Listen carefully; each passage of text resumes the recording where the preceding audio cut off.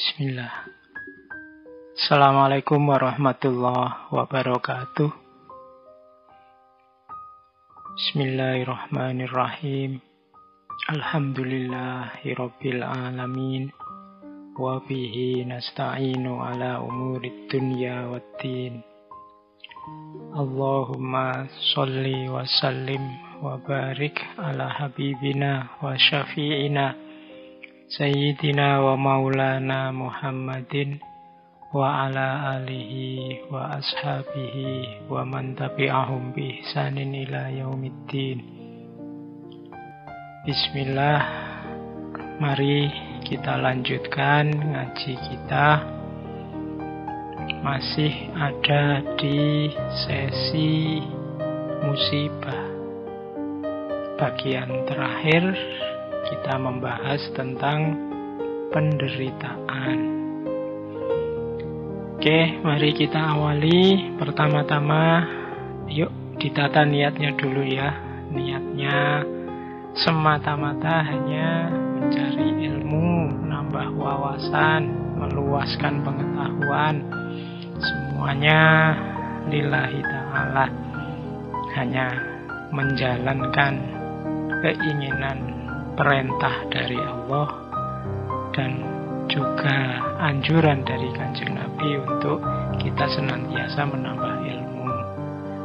Karena mau tidak mau harus kita sadari kuncinya orang hidup itu ada di ilmu. Kita harus pintar-pintar membaca ayat-ayatnya Allah, baik ayat-ayat yang qauliyah maupun ayat-ayat kauniyah. Diakui atau tidak, kita hari ini mungkin banyak yang sudah pintar memahami, membaca ayat-ayat kauniyah, Al-Quran, hadis, kitab suci. Namun kita sering agak susah untuk membaca ayat-ayat kauniyah karena kita memerlukan banyak ragam ilmu. Tentang hewan-hewan mungkin kita butuh peternakan, tentang ikan kita butuh perikanan, tentang ruang angkasa, tentang laut, tentang sungai, masing-masing ada ilmunya sendiri. Ini semuanya adalah ayat-ayat kauniyah. Oke, langsung saja ke tema kita hari ini, yaitu tentang penderitaan. Ini sebenarnya melanjutkan kemarin-kemarin. Jadi bulan ini kita membahas tentang musibah, yang kalau kita definisikan secara ringkas, musibah itu ya apa yang mungkin tidak kita senangi yang menimpa kita. Meskipun dari pertemuan-pertemuan minggu lalu kita mendapat banyak kesadaran baru, karena jangan-jangan yang kita anggap musibah itu ternyata anugerah. Jangan-jangan yang kita anggap bencana, di balik itu tersembunyi banyak hikmah. Nah, malam ini kita lihat tentang penderitaan. Penderitaan ini dari kata-katanya sudah bisa kita pahami, ini hubungannya dengan apa yang kita rasakan. Di minggu ketika saya bicara tentang bencana, di situ kan ada satu pandangan bahwa bencana atau tidak bencana, alam itu sebenarnya kuncinya ada pada manusianya. Manusianya merasa menderita apa enggak. Kalau tidak membuahkan penderitaan atau tidak dianggap sebagai penderitaan oleh manusia, biasanya tidak dianggap bencana. Kalau terjadi gunung meletus misalnya di tengah-tengah sana kutub utara yang tidak terasa sama sekali di peradaban manusia, mungkin ya tidak diberitakan besar-besar, tidak dianggap penderitaan. Jadi itu salah satu cara orang membaca bencana, ada yang seperti itu. Maka bencana itu kalau di slide yang pertama ini, kategorinya, ciri-cirinya biasanya ada 1, 2, 3, 4. Yang pertama apa? Experience of unpleasantness. Penderitaan itu cirinya 4. Yang pertama, pengalaman ketidaknyamanan, ketidakenaan. Jadi kapanpun rasa tidak enak itu hadir, biasanya kita merasa menderita oleh apapun. Sehingga ciri kedua itu perception of harm or threat of harm. Jadi kita mempersepsi, merasakan adanya rasa sakit, atau kita terancam takut sakit, itu juga menderita. Jadi kita dipukul orang itu menderita, takut dipukul orang menderita. Dimaki orang itu sakit, takut dimaki orang itu sakit. Makanya ada hadis itu yang bilang, al-muslimu man salimal muslimuna min lisanihi wa yadihi. Jadi seorang muslim itu yang kalau muslim yang lain merasa aman di dekat dia, baik dari tangannya atau dari mulutnya. Jadi tidak sekedar orang Islam itu yang tidak menyakiti, tapi orang Islam itu yang membuat orang aman di dekat dia, karena yakin dia tidak akan menyakiti.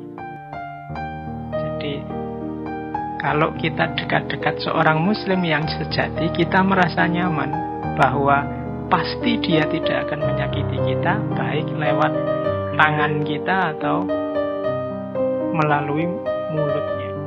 Jadi perception of harm or threat of harm itu penderitaan. Karena dekat orang yang kita merasa terancam kan juga penderitaan. Jangan dekat-dekat teman itu deh. Dia kalau ngomong nyelkitnya luar biasa. Dia kalau komen selalu bikin sakit hati. Nah itu berarti ada threat of harm. Kalau kita punya karakter seperti itu, kita berarti jadi sumber penderitaannya orang lain. Dengan mengikuti hadis Nabi tadi, ya berarti kita sebenarnya belum sejati kemuslimannya. Orang lain masih takut sama kita, takut disakiti baik oleh tangan maupun mulut kita. Yang ketiga, penderitaan itu ya bisa physical or mental. Kalau ini mudah dipahami ya. Jadi sakit fisik atau sakit mental. Dari kata-kata itu biasanya sakit mental. Kita sakit hati, kita susah, sedih, sumpek, itu sakit mental. Kalau sakit fisik, ya fisik kita yang tersakiti. Sama-sama penderitaan. Kemudian ada degrees of intensity. Ada level kedalaman yang beda-beda. Jadi ada orang itu mungkin cobaan hidupnya berat sekali, tapi dia masih bisa tertawa menikmati hidupnya. Tapi ada yang cuma dapat ujian kecil saja seolah-olah dunianya runtuh. Itu degrees of intensity. Penderitaan itu dicerna orang, intensitasnya beda-beda. Bagi mahasiswa yang kuliah, yang mungkin sejak semester 1 yo IP-nya pas-pasan, terus nilainya CDE, begitu dia semester ini dapat E lagi kan, degrees of intensity penderitaannya mungkin sudah rendah sekali. Dia ndak sakit lagi, biasa. Sudah kemarin nilainya jelek kok, sekarang dapatnya jelek, ya memang istiqomahnya begitu. Tapi bagi yang sebelumnya nilainya bagus terus, sekali dia dapat nilai jelek, wow, itu rasanya dunia kayak kiamat. Sama dapat nilai jelek, bagi si yang satu ini beratnya luar biasa, bagi yang satunya biasa-biasa saja. Maka ini harus kita perhatikan benar saat kita berhubungan, saat kita mengempati orang lain. Kadang-kadang dalam berhubungan dengan orang lain itu kita ngukurnya pakai ukuran kita.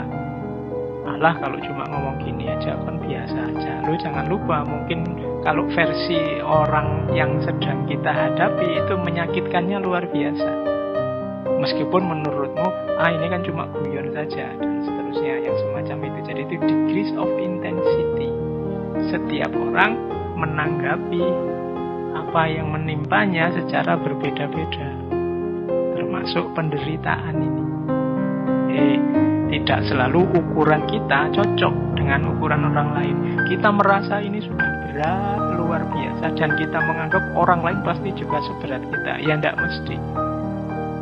Bisa jadi orang lain menangkapnya biasa-biasa saja.